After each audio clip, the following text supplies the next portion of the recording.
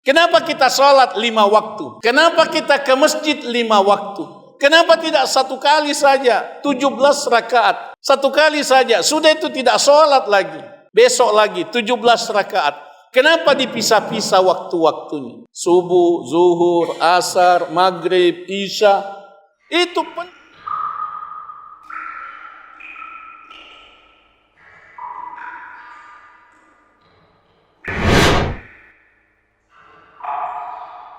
Alhamdulillahi hamdan katsiran tayyiban mubarakan fih. Alhamdulillahi mil'as samawati wa mil'al ardi wa mil'a ma bainahuma wa mil'a ma syaa min syai'in ba'd. Ahlas tsana'i wal majd ahaqqu ma qala al 'abd wa kulluna lahu 'abd. Allahumma la mani'a lima a'tait wa la mu'tiya lima mana'at wa la yanfa'u dzal jaddi minkal jadd. Allahumma inna nas'aluka ridhaka wal jannah wa na'udzu bika min sakhatika wan nar. Allahumma inna nas'aluka husnal khatimah wa husnal khuluq wa na'udzu bika min su'ihima. Allahumma a'inna ala dzikrika wa syukrika wa husni ibadatik. Allahumma amin. Amma ba'd.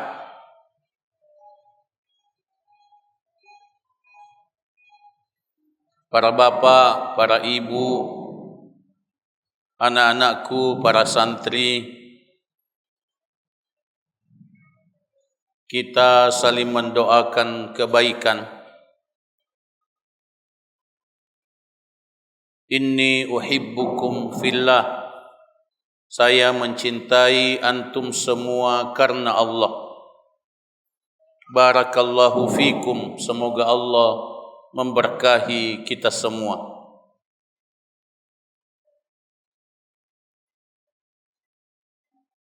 Dengan rasa syukur kepada Allah atas nikmat kehadiran kita semua di masjid yang mulia ini dalam rangka mengikuti kajian yang mulia ini. Marilah kita mengucapkan dalam hati kita masing-masing niat ikhlas lillahi rabbil alamin. Semoga dengan niat ini amal pengorbanan kita semua diterima dan diberkahi oleh Allah Subhanahu wa taala. Selanjutnya mari kita bersalawat dan mengucapkan salam untuk Nabi kita, kekasih kita, teladan kita, Rasulullah Muhammad sallallahu alaihi wasallam. Oleh karena pada setiap amal kita senantiasa mengikuti tuntunan, petunjuk Rasulullah sallallahu alaihi wasallam. Termasuk dalam kajian kita pada kesempatan ini. Kajian ini berjudul Wadhaifut Ta'at wal Masaib. Fungsi amal dan musibah.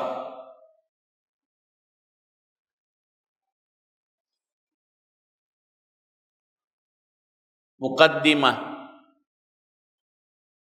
Allah Subhanahu wa taala menciptakan kita di dunia ini hanya untuk beribadah kepadanya.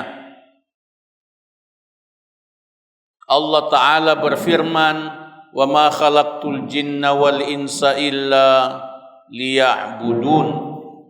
Tidaklah aku Allah menciptakan jin dan manusia melainkan hanya agar mereka beribadah kepadaku saja. Surah Az-Zariyat ayat 56.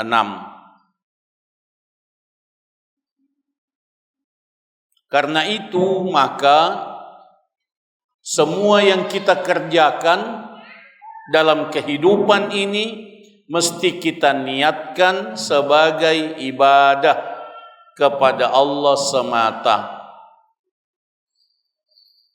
Dalam kehidupan ini Allah memberikan ujian musibah yang beragam kepada setiap orang yang beriman. Allah berfirman dalam surah Al-Ankabut ayat 2. Ahasiban nasu ayyutraku ayyaqulu amanna wa hum la yuftanun. Apakah manusia menyangka bahwa mereka dibiarkan sesudah mengatakan kami beriman, lalu mereka tidak diuji? Semua orang beriman pasti diuji oleh Allah Subhanahu wa ta'ala. Ujian itu terbagi dua, ada ujian nikmat dan ada ujian musibah.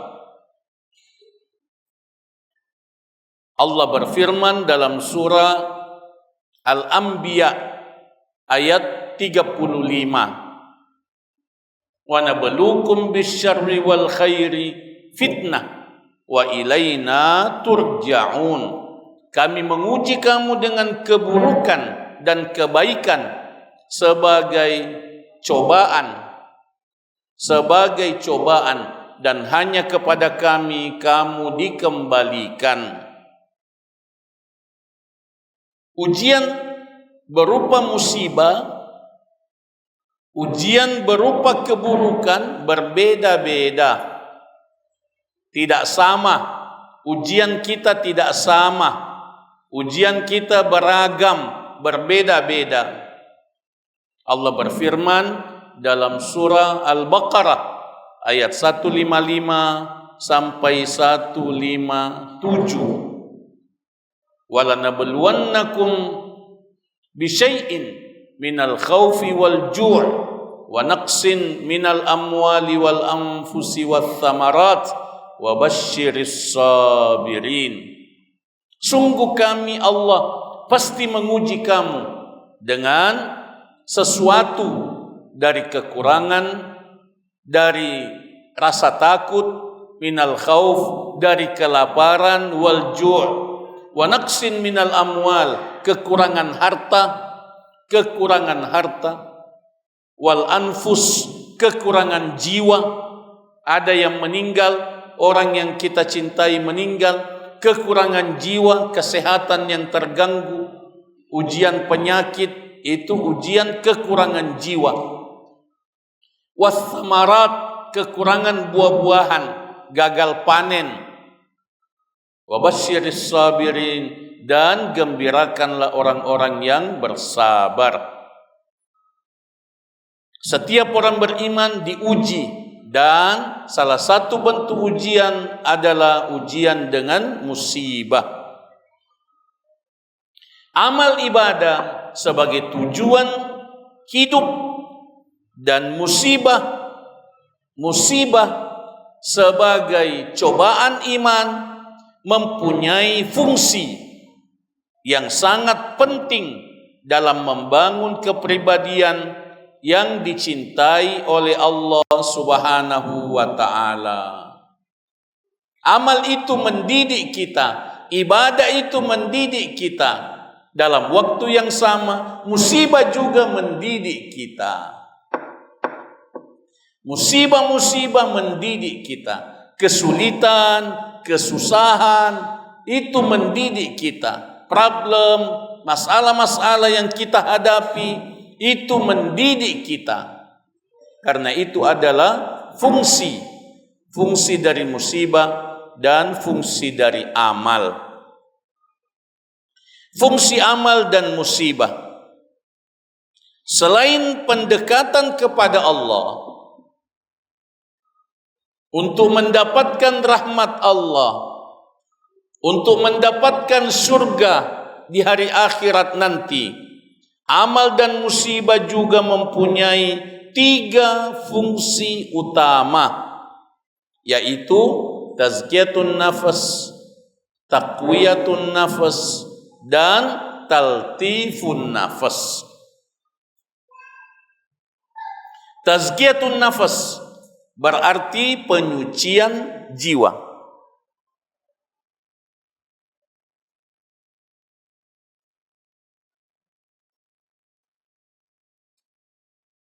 Melakukan setiap amal saleh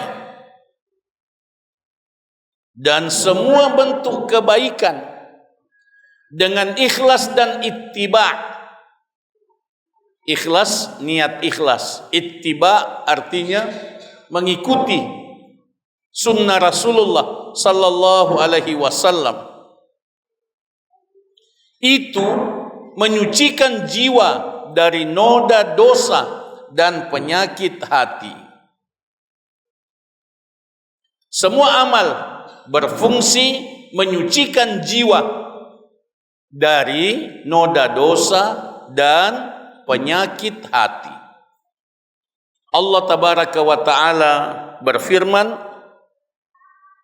dalam surah Al-A'la ayat 14 dan 15.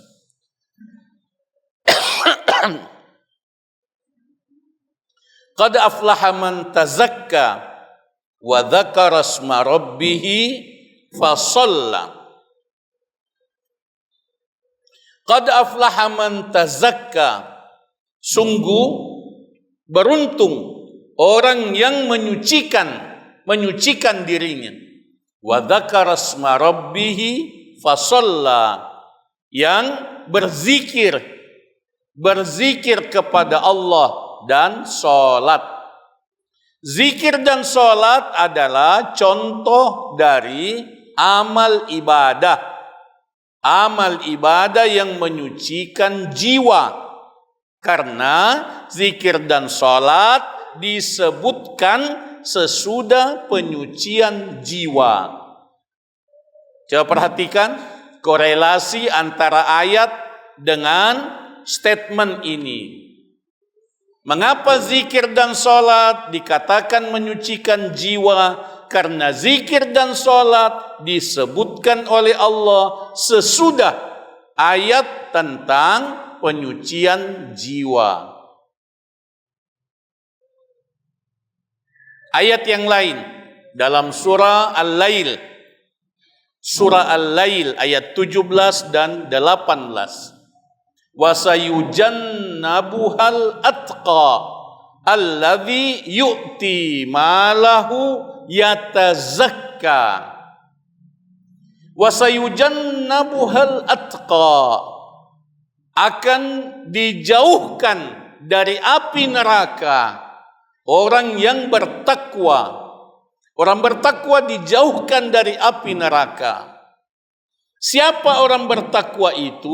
Alladzi yu'ti malahu, yang memberikan hartanya, yang berinfak, yang bersedekah, yang menolong orang lain. Yu'ti malahu, yatazakka, dalam rangka menyucikan dirinya. Yatazakka, menyucikan dirinya. Sedekah, infak, itu menyucikan diri. Kurban, menyucikan diri. Kurban termasuk yu'ti malahu, berkurban. Karena itu kita semua dihimbau untuk berkurban. Salah satu fungsinya adalah yatazakka, menyucikan diri.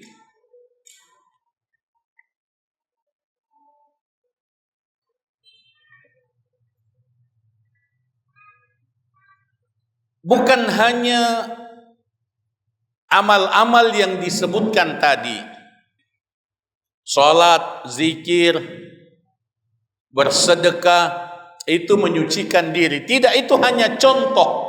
Semua amal berfungsi menyucikan diri. Berwudu, kita berwudu. Kalau kita berwudu, keluar dosa-dosa dari semua anggota wudu kita. Kita berwudu, keluar dosa-dosa dari semua anggota wudu kita. Begitu yang disampaikan oleh Nabi sallallahu alaihi wasallam dalam keutamaan wudu. Doa sesudah makan. Doa sesudah makan menyucikan diri dari dosa-dosa. Siapa yang sudah makan, mangqala ba'da ta'amihi, siapa yang membaca sesudah makan, alhamdulillahilladzi at'amani hadza wa razaqanihi min ghairi haulin minni wala quwwah. Siapa yang baca ini sesudah makan, ghufira lahu ma taqaddama min dzambi, diampuni semua dosanya yang telah lalu. Diampuni semua dosanya yang telah lalu. Dosa-dosa kecil, semua dosa-dosa kecil diampuni oleh Allah kalau membaca doa ini sesudah makan. Mudah-mudahan kita sudah hafal semua. Alhamdulillahilladzi at'amani hadza wa razaqanihi min ghairi haulin minni wala quwwah. Begitu juga dengan doa memakai pakaian. Ketika memakai pakaian, begitu juga jaminannya penyucian jiwa, ampunan dari semua dosa. Jadi semua amal yang kita kerjakan berfungsi untuk membersihkan diri kita dari dosa-dosa. Langkah-langkah ke masjid, setiap kali kita melangkah ke masjid, satu langkah menambah derajat, satu langkah menghapuskan dosa. Demikian juga dengan musibah. Demikian juga dengan musibah, kesulitan, gangguan, sekecil apapun.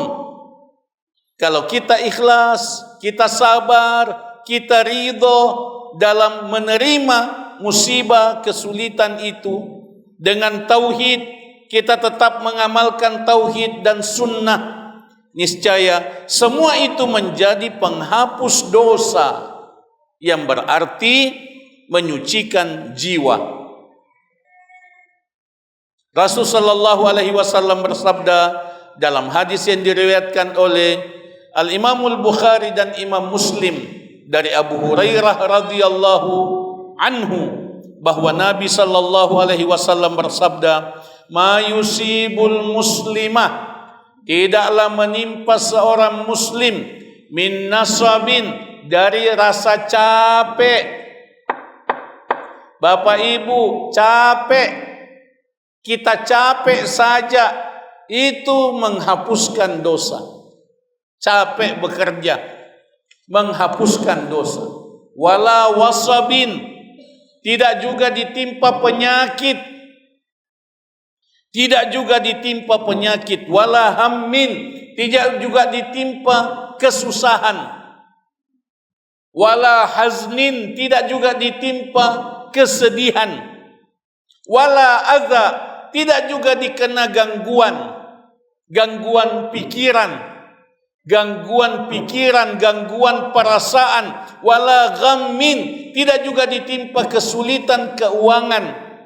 Hatta syaukati, sampai duri, yushakuha, duri yang menusuknya, illa kaffarallahu biha min khataya, melainkan semua itu menjadi penghapus dosa. Allah menjadikan semua itu menjadi penghapus dosa-dosanya. Jelas musibah berfungsi menghapuskan dosa. Musibah sekecil apapun, kalau kita ikhlas, kita sabar, itu berfungsi menjadi penghapus dosa. Penghapus dosa berarti menyucikan hati, menyucikan jiwa. Ini yang pertama. Mari kita resapi, mari kita hayati bahwa kehadiran kita di pengajian berfungsi menghapus dosa. Di akhir pengajian selalu ada suara dari langit, qumu maghfuran lakum. Berdirilah kamu semua dalam keadaan diampuni dosamu. Di akhir setiap pengajian, setiap majelis ilmu, majelis zikir, qumu maghfuran lakum. Berdirilah kamu, sudah selesai pengajian, silahkan pulang, maghfuran lakum, dalam keadaan diampuni dosamu.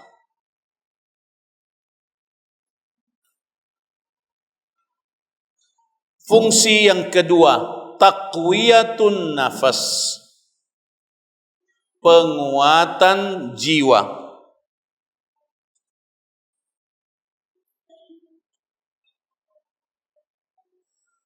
Pengamalan setiap amal ibadah dalam bentuk apapun sesuai dengan sunnah, disertai amal-amal hati, itu menguatkan jiwa, meneguhkan keyakinan sesuai penghayatan dan mujahadahnya. Mujahadah artinya optimalisasinya. Jazakumullah khair.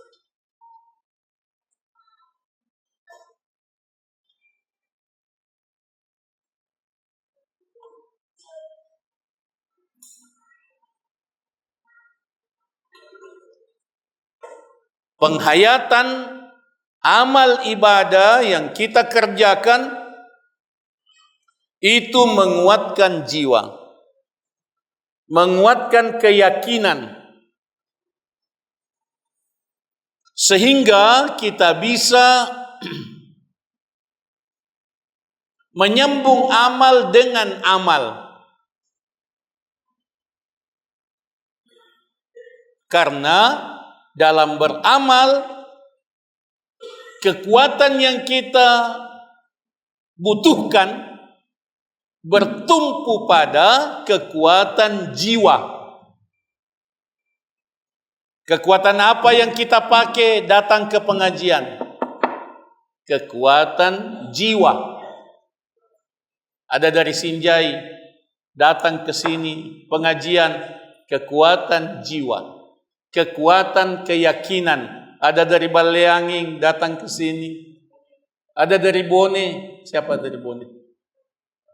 Siapa dari Bone? Masya Allah datang ke sini. Kekuatan apa yang kita pakai? Kekuatan keyakinan, kekuatan iman, kekuatan jiwa. Yang dari Bulukumba banyak, yang dari kota banyak. Itu kekuatan jiwa.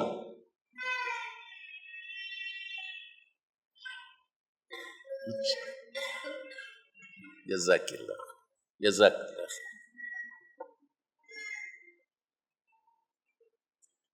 Dari Baleanging? Jazakumullah khair. Tidak cocok kalau saya saja.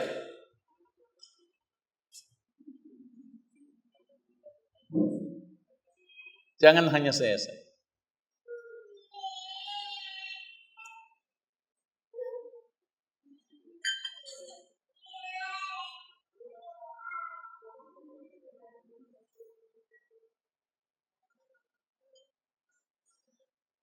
Taqwiyatun nafas. Kita membutuhkan penguatan jiwa. Kita selalu membutuhkan penguatan jiwa karena kekuatan jiwa itulah yang menguatkan kita beramal. Itulah yang menguatkan kita beribadah.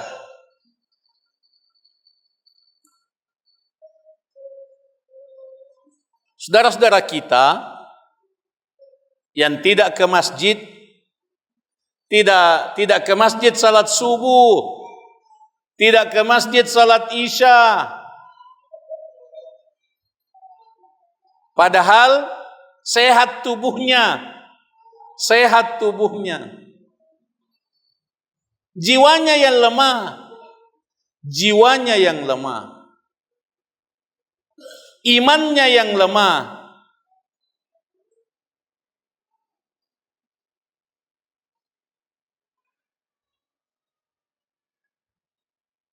Tubuh bisa pincang-pincang,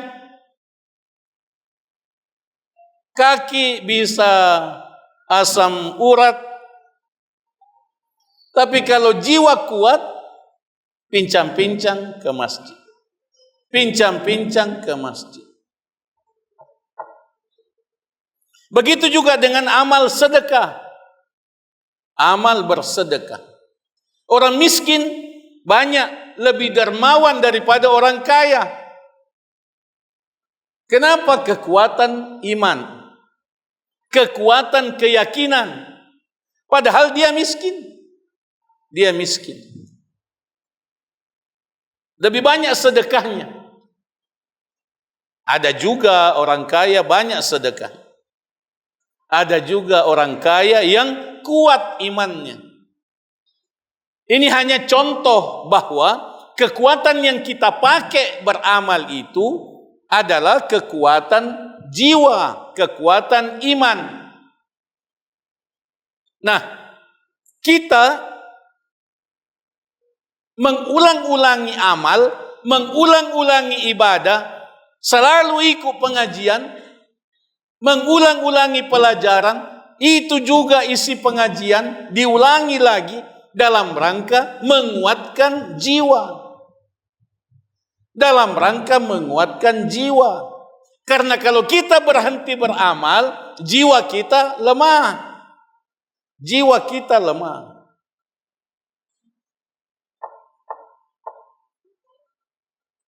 Kenapa kita sholat 5 waktu?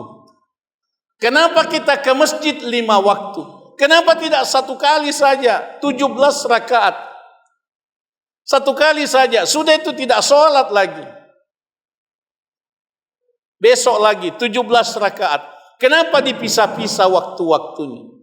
Subuh, zuhur, asar, maghrib, isya. Itu penuh dengan hikmah. Dikatakan oleh Syekh Mustafa Shadiq Ar-Rafi'i dalam kitab beliau yang sangat indah, Wahyul Qalam nama kitabnya. Beliau mengatakan salat 5 waktu itu adalah tempat pengisian bahan bakar iman. SPBU-nya iman. Kita salat subuh, kita mengisi bahan bakar, kita mengisi jiwa kita dengan bahan bakar iman yang kita pakai untuk berjuang, kita pakai untuk beramal, sampai tiba waktu zuhur, ke masjid lagi, pengisian lagi, kita isi lagi bahan bakar iman, untuk kita pakai selanjutnya asar, demikian seterusnya. Jadi itu adalah perhentian-hentian, tempat pemberhentian untuk menguatkan iman. Begitulah setiap amal berfungsi untuk menguatkan iman. Menguatkan iman berarti menguatkan jiwa. Allah berfirman dalam surah An-Nisa ayat 66 sampai 68. Walau annahum fa'alu ma yu'adzuna bihi lakana khairan lahum wa asyadda tathbita.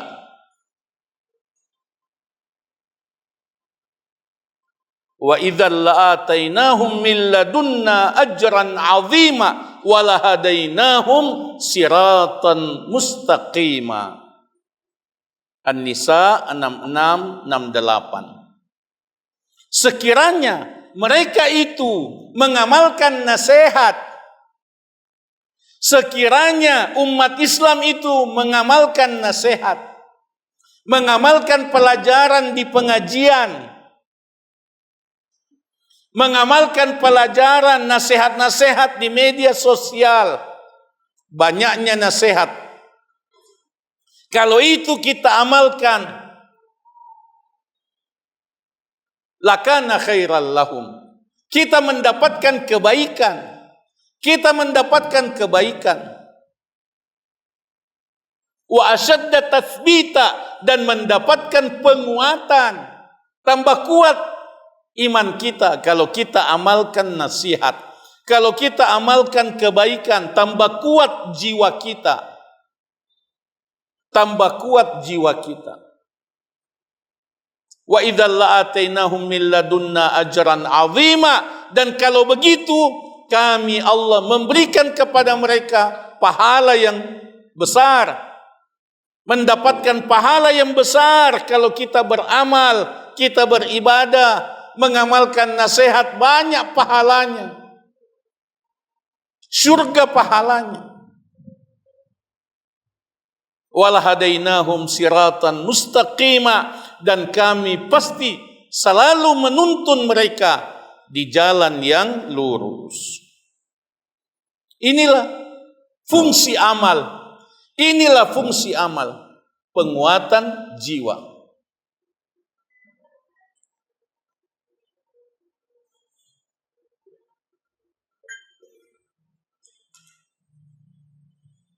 Coba kita renungkan firman Allah di surah Asy-Syarah ayat 7 dan 8. Fa idza faragta fansab.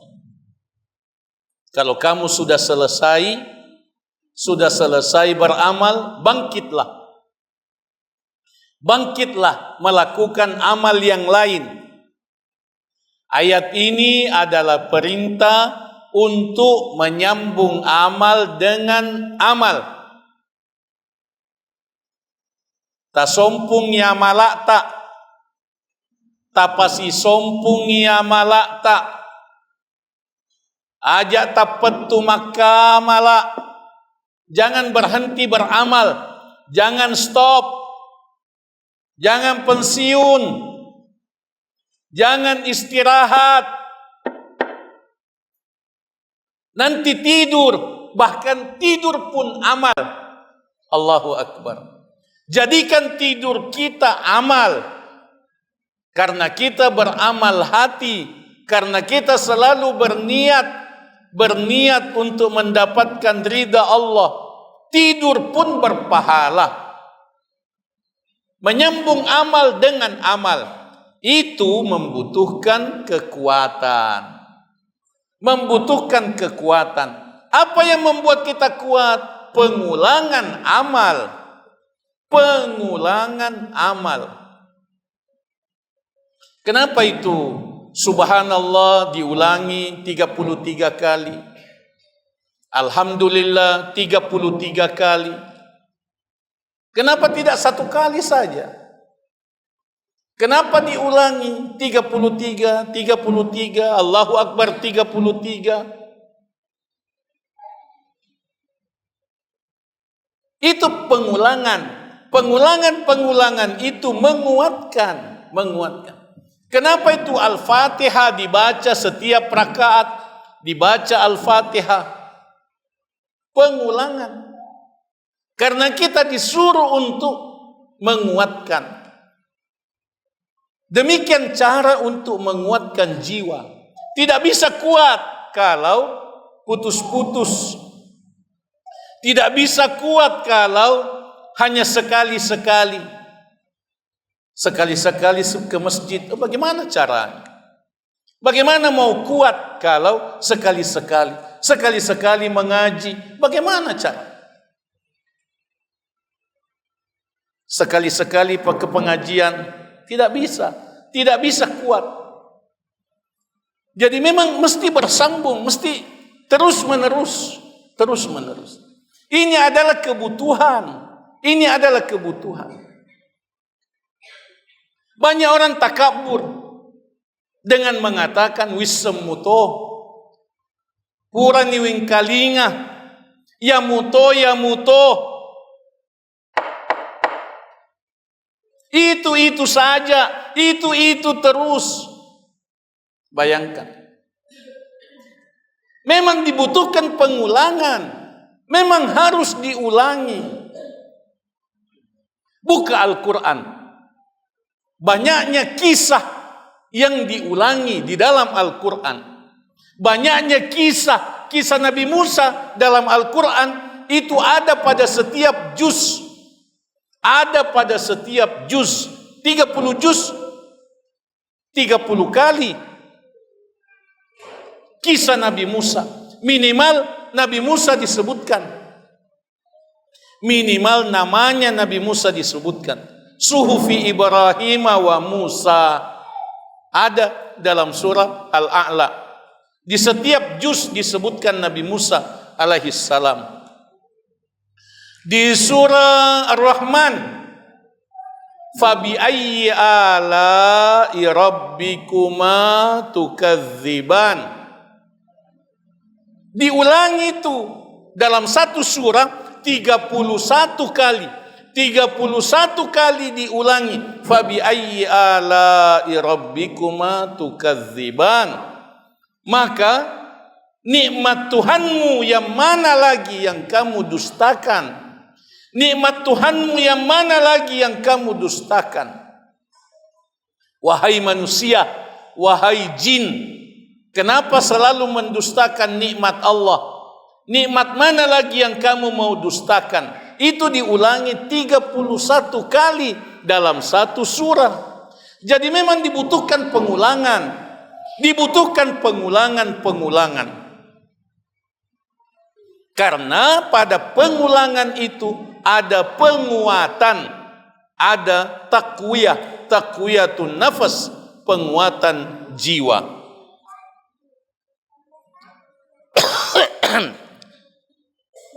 Demikian juga dengan semua bentuk musibah. Segala macam kesulitan dan gangguan sekecil apapun, dengan ikhlas, sabar dan ridha, dengan tauhid dan sunnah,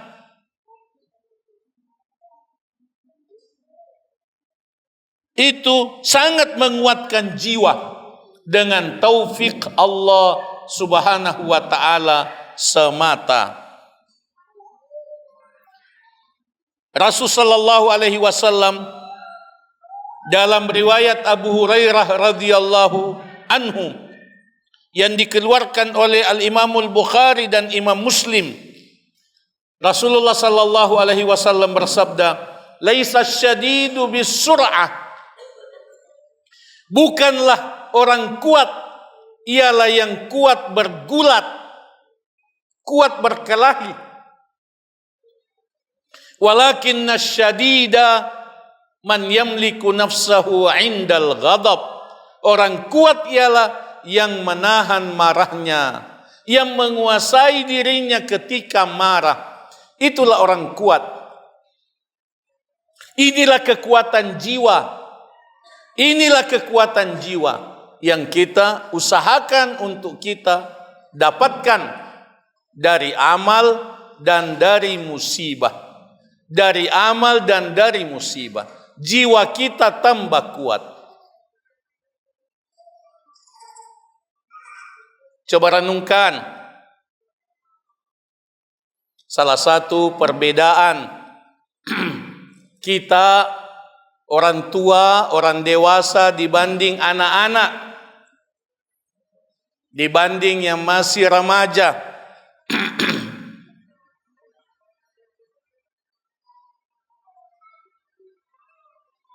Biasa kita mengatakan kepada anak-anak, begitu saja menangis. Masa begitu saja kau menangis? Kalau saya dikasih begitu, saya tidak menangis. Itu perbedaan. Karena kita sudah dewasa, kita sudah tua. Begitu saja menangis. Begitu saja marah.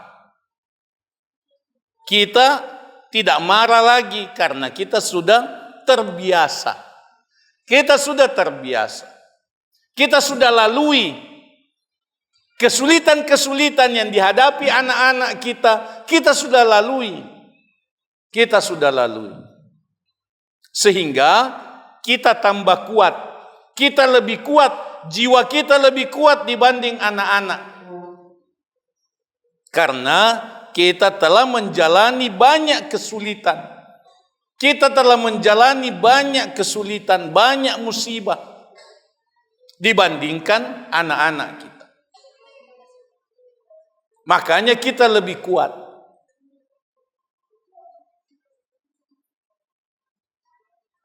Itu sebabnya kalau ada orang tua yang tidak sabar, ada orang tua yang tidak bisa menahan marahnya, itu dikatakan belum dewasa. Belum dewasa.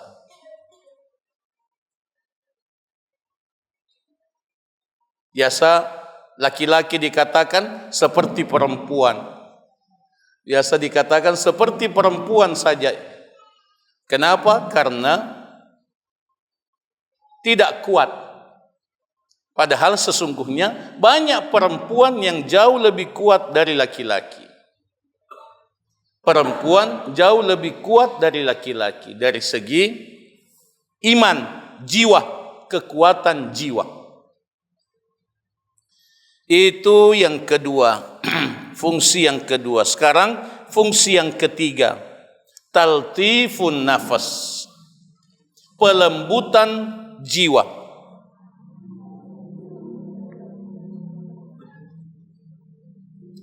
Fungsi ketiga dari setiap amal ibadah dan semua bentuk musibah ialah pelembutan jiwa. Amal soleh itu melembutkan jiwa. Ibadah itu melembutkan jiwa. Semua kesulitan itu melembutkan jiwa. Masing-masing sesuai kesadaran imaninya, sesuai pengamalan amal hatinya, dan sesuai optimalisasi efektivitasnya.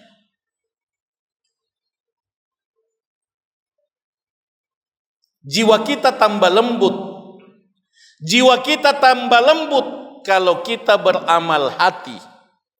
Jiwa kita tambah lembut kalau kita mengusahakan kelembutan itu.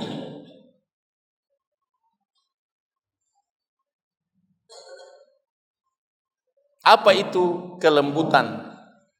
Apa itu kelembutan? Lawan kata dari kasar. Kalau tidak lembut, kasar.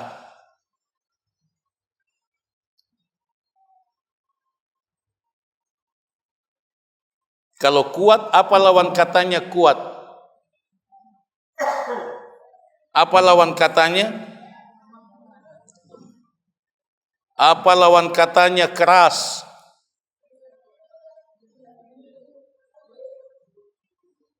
Apa lawan katanya lembut?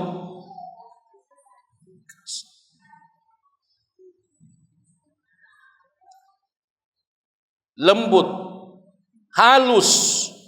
Lembut itu halus. Orang yang efektif ibadahnya, jiwanya halus. Jiwanya sensitif. Jiwanya sensitif. Dari jauh dia sudah lihat ada orang mengantuk.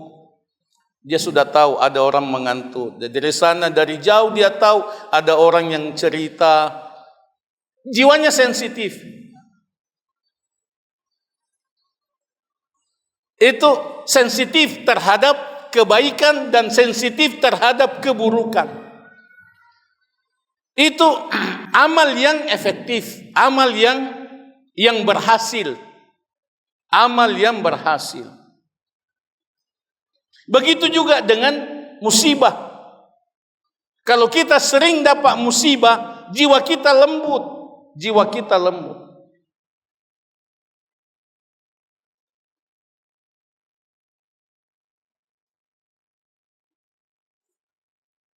Baru makan sedikit yang tidak sesuai, makan pantangan itu sensitif sekali.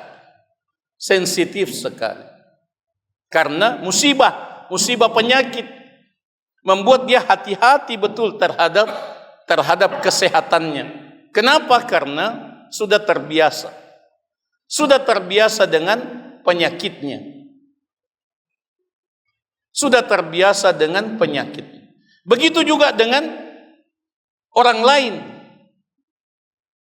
Dia sakit. Orang sakit mengunjungi orang sakit. Bayangkan. Orang sakit membesuk orang sakit. Jiwa lembut. Oh, saya pernah sakit begini. Sama penyakit kita. Sama penyakit kita. Lembut. Jiwa lembut. Jiwa halus. Saya tahu rasanya. Saya tahu rasanya sakit begini. Dibandingkan dengan orang yang tidak tahu, tidak pernah merasakan seperti itu.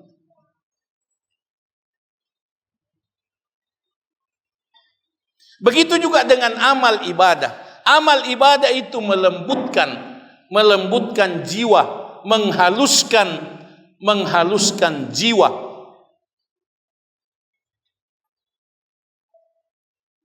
Allah Subhanahu wa taala berfirman dalam surah Al-Ma'arij ayat 5. Wasbir sabran jamila. Bersabarlah dengan sabar yang indah. Bukan sekedar sabar, tapi sabar yang indah. Sabar yang indah. Sabar yang lembut. Sabar yang lembut. Ada orang mengaku sabar tapi kasar. Sakit gigi lalu selalu marah. Sakit gigi lalu selalu marah. Kenapa? Karena terganggu dengan suara-suara. Ada ribut sedikit kalau sakit gigi, lebih cepat marah dibanding kalau sakit yang lain. Itu tidak indah. Kalau sabar selalu marah itu berarti tidak indah.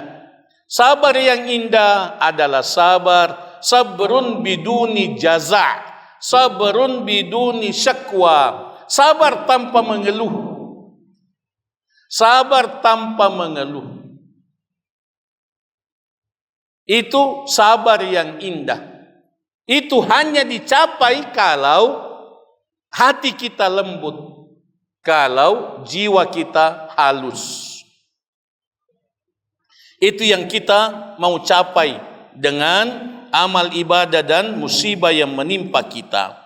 An Aisyah radhiyallahu anha, anin Nabi sallallahu alaihi wasallam annahu qala, innallaha rafiq, sesungguhnya Allah lembut, yuhibbur rifqah fil amri kulli, senang dengan kelembutan pada semua urusan.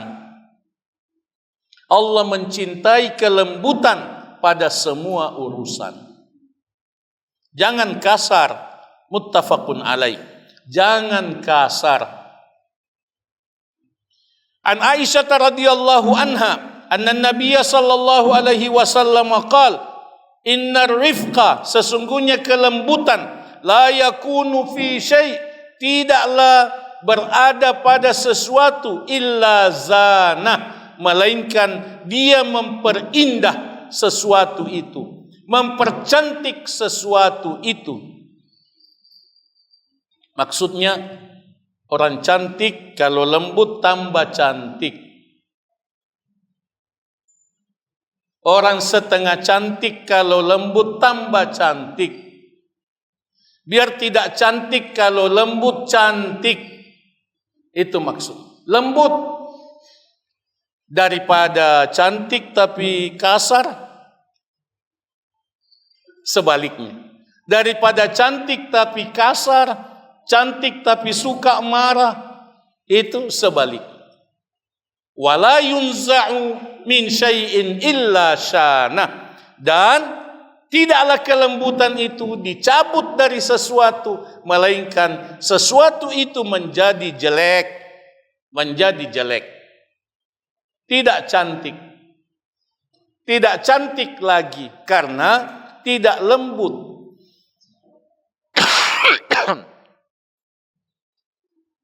Hadis riwayat Al-Imam Muslim.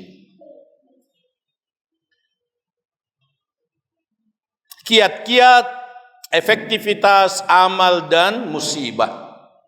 Ada tiga fungsi amal dan musibah. Menyucikan jiwa, menguatkan jiwa, melembutkan jiwa. Bagaimana ini bisa kita capai? Supaya jiwa kita suci, jiwa kita kuat, jiwa kita lembut. Inilah kiat-kiatnya. 1. Beramal dan menerima musibah dengan niat ikhlas. Setiap kali kita beramal, kita mengatakan dalam hati, saya ikhlas. Saya ikhlas. Setiap kali kita dapat musibah, saya ikhlas. Musibah apa saja, gangguan apa saja, saya ikhlas. Itu yang akan mendatangkan kesucian, kekuatan, dan kelembutan. 2. Beramal dan menerima musibah sesuai sunnah Rasulullah sallallahu alaihi wasallam. Jangan amalkan bid'ah. Jauhi bid'ah. Kita beribadah sesuai sunnah. Jangan ikut-ikutan tanpa dalil. Kalau dapat musibah, amalkan sunnah. Dapat kesulitan, dapat penyakit, amalkan sunnah. Jangan ke dukun. Jangan ke dukun yang tidak dipercaya akidahnya. Jangan sembarang dipercaya. Orang kalau sakit cari obat apa saja, di mana saja. Padahal boleh jadi tidak sesuai dengan sunnah. Tidak sesuai dengan sunnah. Ada pengobatan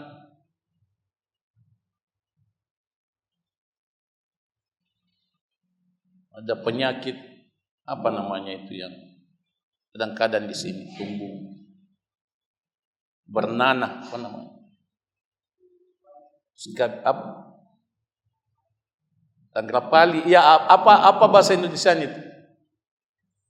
Apa? Herpes. Herpes.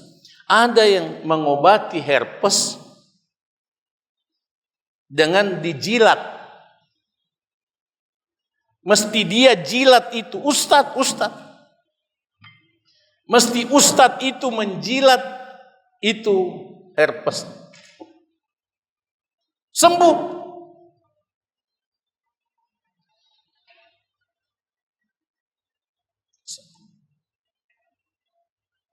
Tidak benar. Tidak benar. Tidak sesuai dengan sunnah. Tidak masuk akal. Tidak masuk akal. Ini yang seperti ini mesti kita langsung sampai pada contoh-contohnya. Contoh-contoh.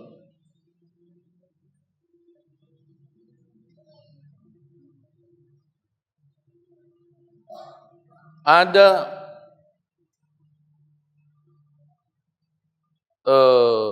Ustadz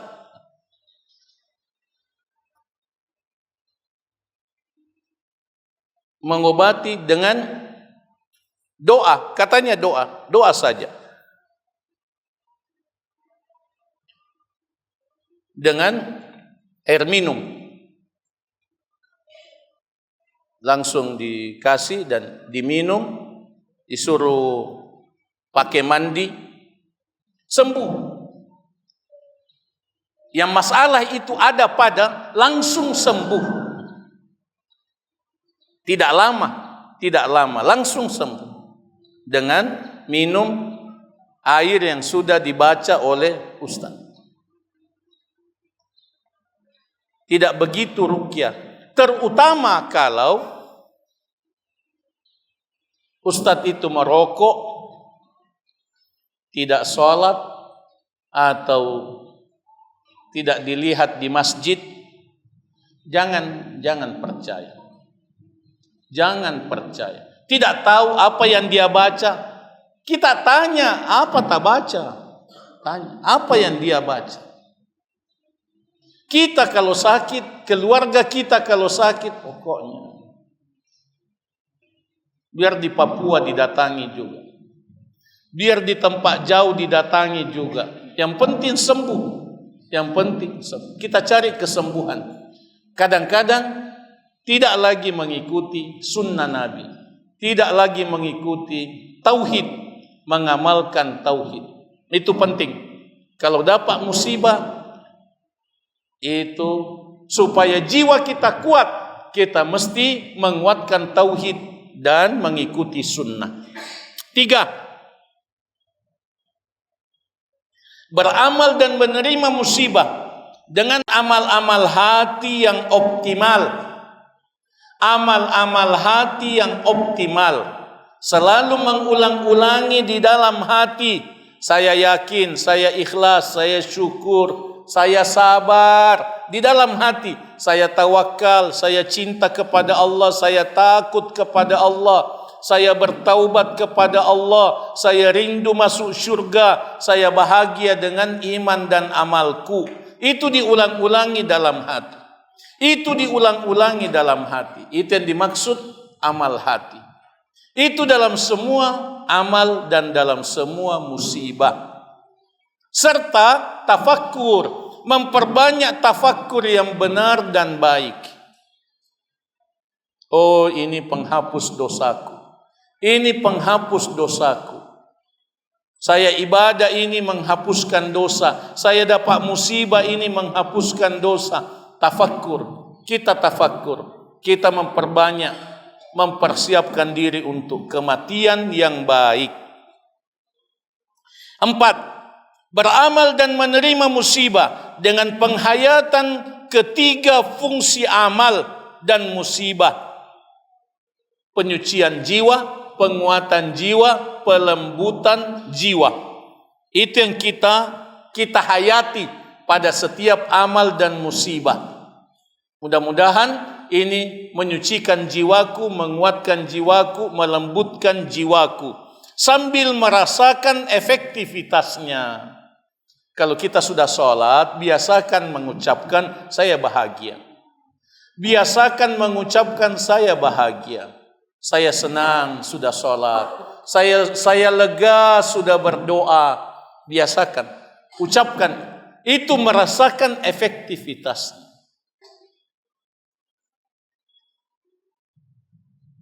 Banyak yang ke masjid, terutama salat subuh di masjid.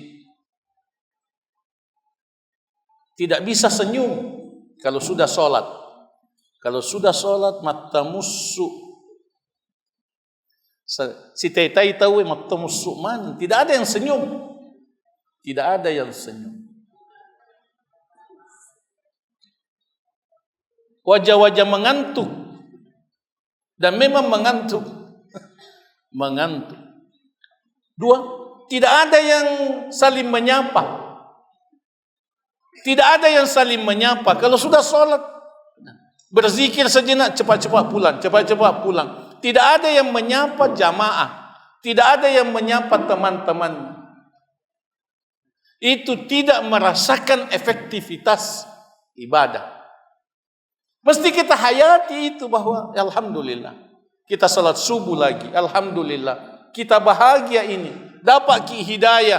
Mesti begitu, mesti diucapkan, mesti kita sampaikan. Kita pulang sampai di rumah, sampaikan kepada istri, kepada pasangan, saya bahagia sekali dari masjid, saya bahagia sekali sudah berzikir, saya bahagia sekali sudah berdoa. Mesti kita ucapkan itu. Itu yang dimaksud merasakan efektivitas. Saya bahagia sekali dari pengajian. Mesti kita ucapkan. Sudah Kak pengajian, bagus sekali. Saya senang sekali dengan pengajian. Seperti itu.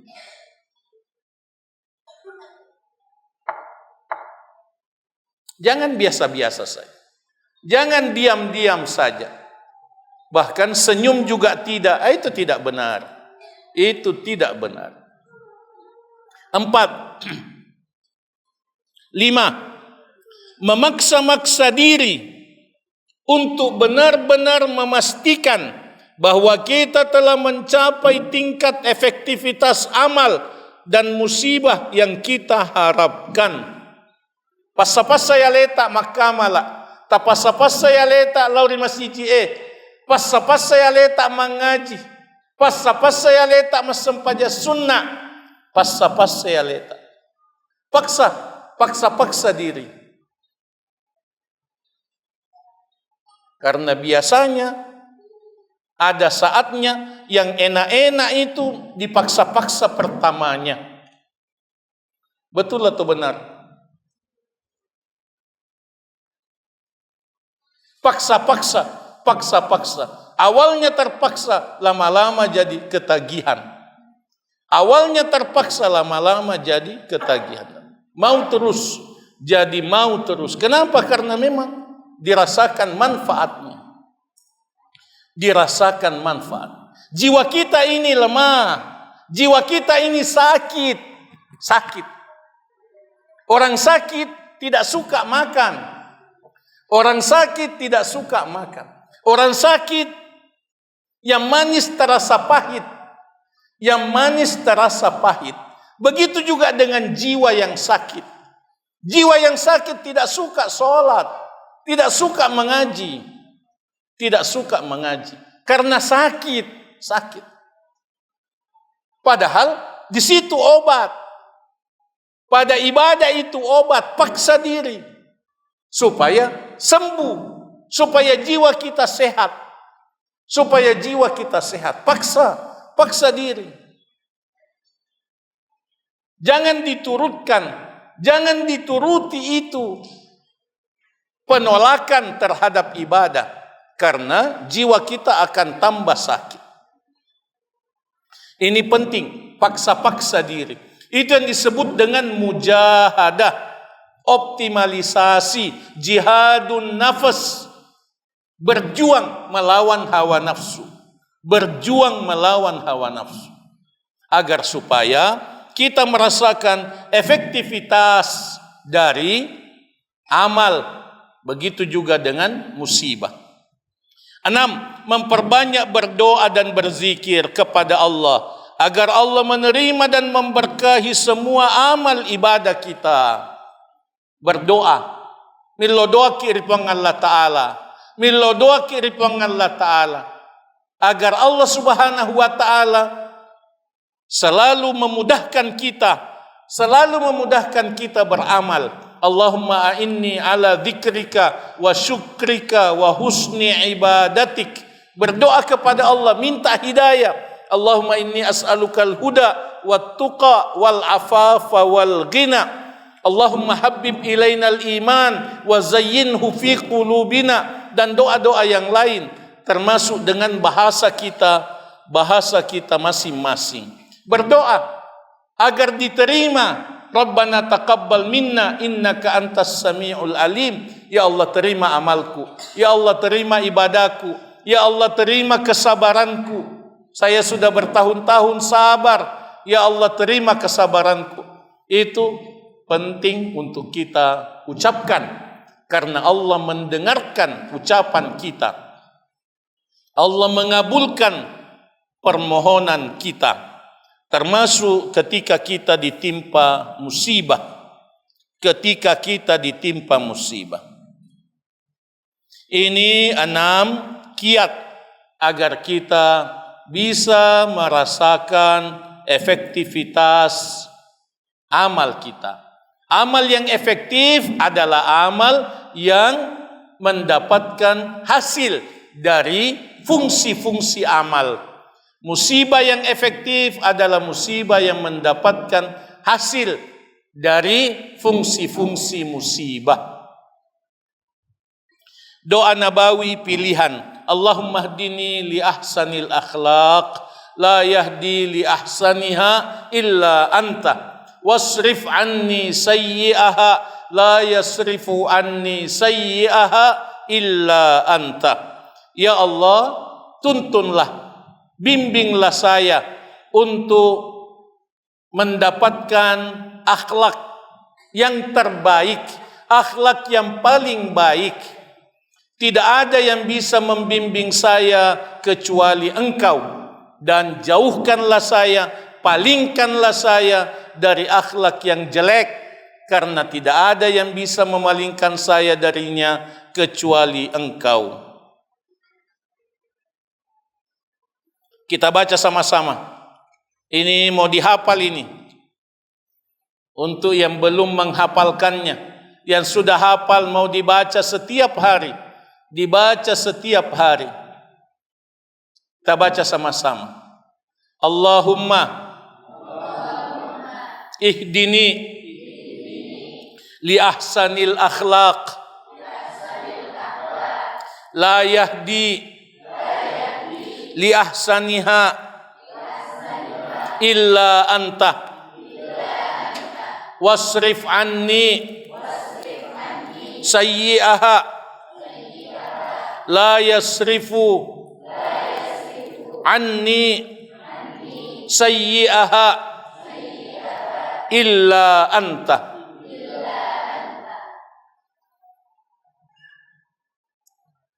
Dihafal ya, 1 bulan waktunya. Diamalkan setiap hari kita baca. Minta tuntunan Allah, bimbingan Allah supaya kita bisa berakhlak dengan akhlak yang terbaik. Penutup. Tanda jiwa yang suci ialah berbahagia dengan amal ibadah sekecil apapun. Itu tandanya jiwa suci. Bahagia dengan amal ibadah sekecil apapun, bahagia sekali kalau sudah beramal. Itu efektif namanya. Pensucian jiwa berhasil. 2, tanda jiwa yang kuat ialah menyambung amal dengan amal secara terus-menerus. Itu tanda jiwa yang kuat. Sudah sholat, berzikir, sudah zikir, sholat sunnah, sudah sholat sunnah, amal yang lain. Berdoa, menyambung amal dengan amal. Kalau di rumah selalu beramal, membantu keluarga, selalu beramal, menyambung amal dengan amal. Itu tanda jiwa yang kuat. Itu fungsi yang kedua, taqwiyatul amal, taqwiyatun nafas. 3, tanda jiwa yang lembut ialah rajin senyum, suka memuji. Itu jiwa lembut, suka memuji. Pandai berterima kasih. Tulmat terima kasih na, terima kasih. Terima kasih Indi, terima kasih nak. Sama anaknya terima kasih. Sama istrinya terima kasih. Selalu terima kasih. Itu jiwa lembut. Jiwa lembut. Cepat minta maaf. Kalau bersalah cepat minta maaf. Karena ada juga yang gengsi. Gengsi minta maaf. Mengaku salah tapi tidak mau minta maaf. Karena dia merasa itu kehinaan, yaitu jiwa masih kasar. Kalau jiwa lembut, cepat minta maaf kalau bersalah.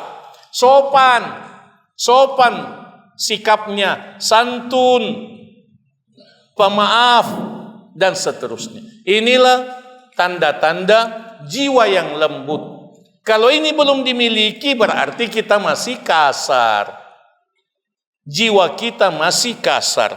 Untuk itulah kita selalu berjuang, selalu beramal, dan menghayati musibah-musibah menimpa kita dengan fungsi-fungsi amal dan musibah.